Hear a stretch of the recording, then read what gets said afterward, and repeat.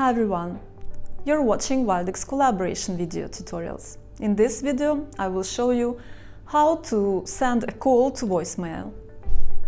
It happens sometimes that we receive an incoming call but we cannot answer it for some reason. Maybe we forgot to change our status into Do Not Disturb or Away. So here is our call, and we would like to give the caller an opportunity to leave us a voice message. So here is our first case. We have a call, we don't want to answer it. We press the arrow icon from the call dialog without answering the call. And then we simply click on the mailbox icon. That's it.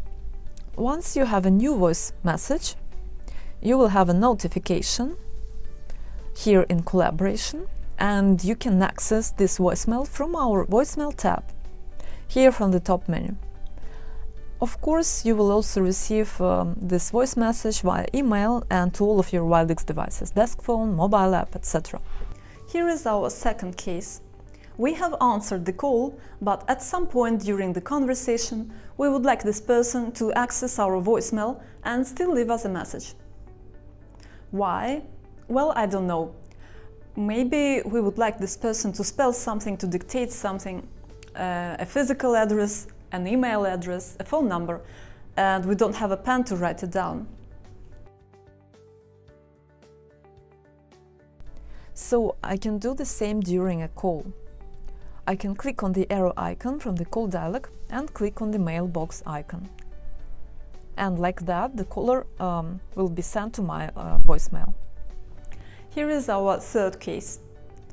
I need to send the caller to another person's mailbox. So in this case, I need the person to leave a message not for me, but for one of my colleagues. For example, imagine that I need to transfer a call to one of my colleagues, but before transferring the call, I can see that this user is currently unavailable in Do Not Disturb or Away status. So I can send the caller directly to the person's voicemail. Here is our call once again. I click again the arrow icon, I type the name of the contact, and I click on the mailbox icon next to this contact.